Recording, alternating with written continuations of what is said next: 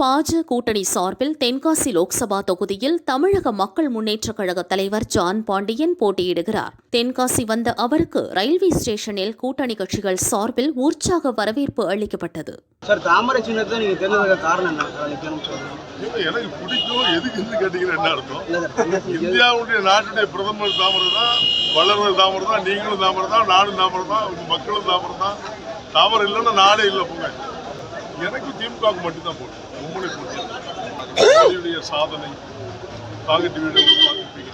மோடி சாதனை கிட்டத்தட்ட 56 லட்சம் வீடுகள் உங்களுக்கு தெரியும். மோடி திட்டம், அவருடைய திட்டத்தை நிறைய சொல்ல வேண்டிய, நிறைய சொல்லணும் மக்கள் திட்டத்தின் அடிப்படையில். அது மாதிரி எல்லாருக்கும் வீட்டுக்கு ஏழை எளிய மக்களுக்கு 5 கிலோ அரிசி கொடுக்குறாங்க, தெரியுங்களா? அவங்க அதெல்லாம் சாதாரண விஷயம் இல்லை. கிட்டத்தட்ட 67 லட்சம் மக்கள் இதுவரைக்கும் அனுபவிச்சுருக்காங்க.